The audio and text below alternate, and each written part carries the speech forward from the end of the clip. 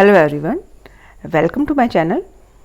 आज से हम अकाउंटिंग एट अ ग्लांस के नाम से एक सीरीज शुरू कर रहे हैं जिसमें कि अकाउंटिंग के बेसिक्स को क्लियर किया जाएगा और साथ ही साथ जो कॉम्पिटिटिव एग्ज़ाम में क्वेश्चन पूछे जाते हैं अकाउंटिंग से रिलेटेड उनको भी कवर किया जाएगा। तो ये सीरीज़ कॉम्पिटिटिव एग्ज़ाम्स के पॉइंट ऑफ व्यू से काफ़ी इंपॉर्टेंट है। इसमें लास्ट में मैंने कुछ कॉम्पिटिटिव एग्ज़ाम से रिलेटेड क्वेश्चंस भी डाले हुए हैं, वो उन्हें भी आप ध्यान दीजिएगा। और जो टॉपिक यहाँ कवर किया गया है उसको आपकी कंपटीशन को ध्यान में रखते हुए कवर किया गया है। तो चलिए शुरू करते हैं। सबसे पहले accounting and it's process. Accounting का मीनिंग हम सबको पता है, इट इज़ अ प्रोसेस है आइडेंटिफाई करने का, इकोनॉमिक ट्रांजैक्शंस को, फाइनेंशियल ट्रांजैक्शंस को मेज़र करने का और कम्युनिकेट करने का इंटरेस्टेड पार्टीज़ को, यूज़र्स को, ताकि उसके बेस पर वो लॉजिकल डिसीजन ले पाएँ। So it is a process. सामने डेफिनेशन आप इसे पढ़ सकते हैं। अकाउंटिंग को लैंग्वेज ऑफ बिजनेस भी जाना जाता है और हम इसे ये भी कह सकते हैं it is also means of communication, क्योंकि बिजनेस की भाषा है अकाउंटिंग। बिजनेस बोलता है, अकाउंटिंग की फॉर्म में बताता है। सो लास्ट में ये डेफिनेशन काफ़ी चलती है कि what is accounting. Accounting is the art of recording, classifying and summarising in a significant manner and in terms of money transactions and event which are in part at least of a financial character and interpreting the result thereof। अब जैसे ही ये definition हम पढ़ते हैं इसमें पूरा accounting cycle भी आपको क्लियर हो जाता है। अब इसको हम डिटेल में जानेंगे अगली स्लाइड में। यहाँ से हम ये भी कह सकते हैं कि accounting is an art, but साथ ही साथ accounting is an art as well as science, क्योंकि जैसे साइंस में रूल्स एप्लीकेबल होते हैं ऐसे अकाउंटिंग में भी रिकॉर्डिंग का, क्लासीफाई करने का, समराइज़ करने का रूल होता है। सो चलिए शुरू करते हैं नेक्स्ट अकाउंटिंग साइकिल और प्रोसेस पर। जो हमने अभी ये डेफिनेशन में समझा वो सभी अकाउंटिंग प्रोसेस के स्टेप्स हैं। सबसे पहले हम फाइनेंशियल ट्रांजैक्शन, बिजनेस ट्रांजैक्शन को आइडेंटिफाई करेंगे। बिजनेस में ऐसी बहुत सी एक्टिविटीज़ होती रहती हैं, लेकिन हम उनमें से जो फाइनेंशियल नेचर की हैं, जो बिजनेस ट्रांजैक्शन हैं, उनको ही आइडेंटिफाई करते हैं। अब जिसको हम मनी में मेज़र कर सकते हैं, आप ये भी कह सकते हो, तो जिसको हम ट्रांजैक्शन को मनी में मेज़र करेंगे, जो इंपॉर्टेंट ट्रांजैक्शन बिजनेस की रहती हैं, उन्हें आइडेंटिफाई करना है और उसको रिकॉर्ड करना है इन टर्म्स ऑफ मनी। अब जैसे ही सेकंड स्टेप की बात आती है, ये सारा साइकिल मैंने अगली स्लाइड में डिटेल में भी बताया है। रिकॉर्डिंग जर्नल में होती है, छोटे बिजनेस के केसेस में जर्नल में रिकॉर्ड किया जाता है और large business houses subsidiary books में रिकॉर्डिंग करते हैं सिस्टमेटिक ढंग से।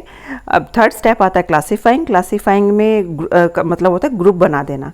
एक जैसी अकाउंट को का एक जैसी ट्रांजैक्शन, एक अकाउंट से रिलेटेड ट्रांजैक्शन को एक स्पेसिफिक अकाउंट में डालना, ठीक है। तो वो क्लासीफाइंग लेजर में होता है।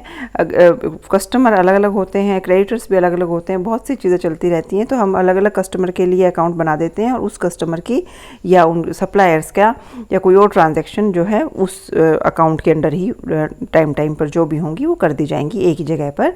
That is classifying. नाउ अब समराइजिंग। क्लासीफाइंग लेजर बनाने के बाद आप बैलेंस करते हैं। बैलेंस को आपने that is a summary, trial balance में उसको आप शो करते हैं। फिर नाउ अब फिफ्थ स्टेप होता है analysing and interpreting the result.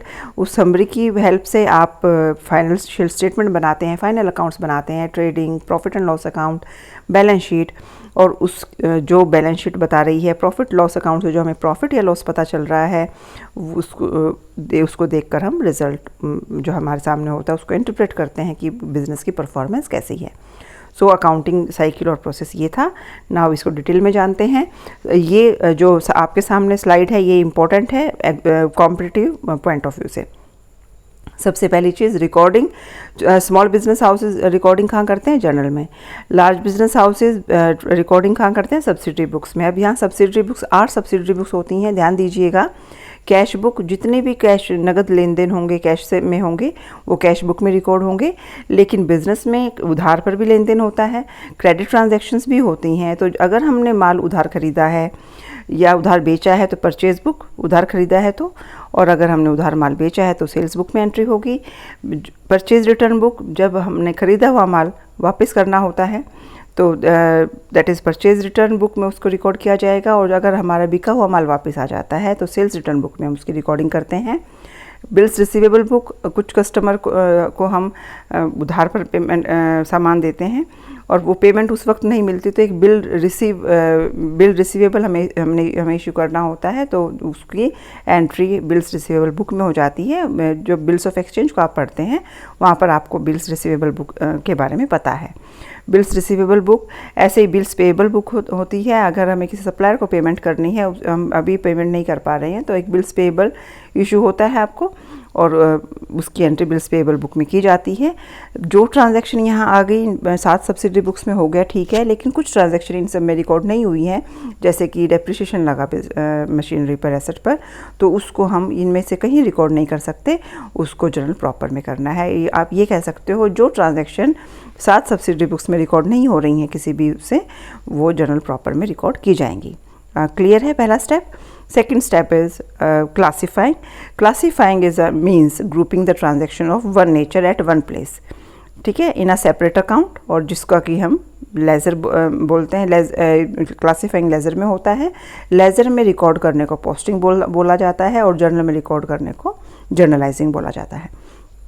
सभी account, all the accounts are open in a book, जिसको कि लेज़र बोलते हैं। तो ये आपको थोड़ा सा क्लियर कर देता है कि लेज़र क्या होता है, और लेज़र में रिकॉर्ड करने को पोस्टिंग कहते हैं। ठीक है, now third step is summarising, जहाँ पर आप क्लासीफाई कर जो डाटा है, जो क्लासीफाई हमें लेज़र की फॉर्म में जो हमने क्लासीफाई किया था, उसको प्रेजेंटेबल फॉर्म में बनाना है, अंडरस्टैंडेबल मैनर में हम उसको समझ पाएँ। सो इसमें लेज़र अकाउंट का बैलेंस करना, ट्रायल बैलेंस बनाना, फाइनल अकाउंट बनाना, फाइनेंशियल स्टेटमेंट बनाना, बैलेंस शीट बनाना आता है। समराइजिंग में ये सब चीज़ें आपको करनी होती हैं। ठीक है, क्लियर है आपको सामने ये। नाउ अभी जो भी हमने ट्रायल बैलेंस बनाया, फाइनल अकाउंट बनाए, उनको उसके रिज़ल्ट को, उस डाटा को, अकाउंटिंग डाटा को according to some specified rule analyse किया जाता है, उसका इंटरप्रिटेशन निकाला जाता है। और जब एनालिसिस और इंटरप्रिटेशन की बात आती है, तो कुछ टूल्स और टेक्निक्स फाइनेंशियल स्टेटमेंट को एनालाइज करने की होती हैं, जो यूज़ करनी होती हैं। वो कुछ हैं: ratio analysis, cash flow analysis, fund flow analysis, trend analysis, variance analysis, comparative statement, common size statement. ध्यान दीजिएगा, अगर आप बीकॉम कर चुके हैं, तो बीकॉम में जब आपने सेकेंड ईयर में, तो हम यहाँ नहीं करेंगे, फाइनल ईयर में आपने फाइनेंशियल स्टेटमेंट को एनालिसिस करने का, जब आप ये फाइनेंशियल मैनेजमेंट पढ़ते हैं, उसमें इसको पढ़ा है, फाइनेंशियल स्टेटमेंट को एनालिसिस कैसे करें। ठीक है, सो रेशियो एनालिसिस, ये सभी टेक्निक्स हैं, ये आपका वही सेम चीज़ प्रतियोगिता की परीक्षा की तैयारी के लिए इम्पॉर्टेंट है। नाउ अभी कुछ इम्पॉर्टेंट पॉइंट्स हैं जो कि एग्ज़ाम में पूछे जा सकते हैं, लाइक प्रिंसिपल ऑफ डबल, जो यू कैन से लुकास पैसियोली, जो कि फादर ऑफ अकाउंटिंग कहे जाते हैं, उन्होंने एक बुक लिखी थी। कब लिखी थी? सामने दिया हुआ है 1494 में। उसका नाम क्या था? Principle of double entry system of book keeping. आप यहाँ ये भी कह सकते हो दोहरा लेखा प्रणाली का बुक कीपिंग का जो जनक है, फादर है, वो कौन है। ठीक है, तो नाम भी आपके सामने आ गया। उन्होंने जो बुक लिखी उसको इंग्लिश में हम जब बोलते हैं उसका नाम आ गया, और अगर जो उन्होंने अपनी जो भाषा में लिखी थी वो सामने दिया हुआ है, ध्यान से उस लाइन को पढ़ सकते हैं। अब दूसरा पॉइंट आ सकता है, double entry system is the basic framework. Recording और एनालिसिस करने का कौन सा बेसिक फ्रेमवर्क है? Double entry system. ठीक है जी, सब हम डबल एंट्री सिस्टम के बेस पर ही रिकॉर्डिंग कर रहे होते हैं। नाउ सब्सिडरी बुक्स जो कि हमने 8 पढ़ी, इनको क्या कहा जाता है? इनको प्राइमरी बुक्स या ओरिजिनल रिकॉर्ड्स भी बोला जाता है। जर्नल में लिखने को जर्नलाइजिंग बोलते हैं, और जर्नल को बुक ऑफ ओरिजिनल एंट्री बोला जाता है। It is a chronological record. Chronological you can say date wise और सिक्वेंशियल रिकॉर्ड है बिजनेस ट्रांजैक्शन का। लेजर को क्या बोलते हैं? Principal book of double entry system of accounting बोलते हैं। तो यहाँ से आपको 3 चीज़ें समझ में आ गई। सब्सिडरी बुक्स को प्राइमरी बुक्स बोला जाता है या ओरिजिनल रिकॉर्ड। जर्नल को बुक ऑफ ओरिजिनल एंट्री बोला जाता है। लेजर को principal book of double entry system of accounting कहा जाता है। और with the help of balance of ledger account, trial balance, financial statement और बैलेंस शीट बनती हैं। तो आप ये भी हो सकता है ट्रायल बैलेंस, फाइनेंशियल स्टेटमेंट और बैलेंस शीट कैसे बनती हैं? With the balances of ledger account. ठीक है, सबसे जो यू कैन से accounting cycle, closing function of accounting cycle जो है वो लेजर के बाद से शुरू होता है। क्लोजिंग फंक्शन मतलब लेजर बनने के बाद हम उसको समराइज़ करना शुरू करते हैं ना। आफ्टर दैट एनालिसिस और इंटरप्रिटेशन आता है, और यू कैन से कम्युनिकेशन भी इसमें अकाउंटिंग में आता है। जब इंटरप्रेट कर लेते हो रिजल्ट को, फिर इंटरेस्टेड पार्टीज़ को यूज़र्स को आप कम्युनिकेट भी करते हो। जो इन्फॉर्मेशन उन्हें चाहिए उन इन्फॉर्मेशन को, सबकी अलग अलग रिक्वायरमेंट होती है इन्फॉर्मेशन की, जो रिक्वायर्ड इन्फॉर्मेशन जिसको चाहिए वो इन्फॉर्मेशन उसे अवेलेबल कराई जाती है। तो आई थिंक ये बेसिक आपको क्लियर हो गए होंगे। Thank you very much for watching this video. I hope आपको ये चीज़ समझ में आ गई होगी। नेक्स्ट वीडियो के लिए मिलते हैं।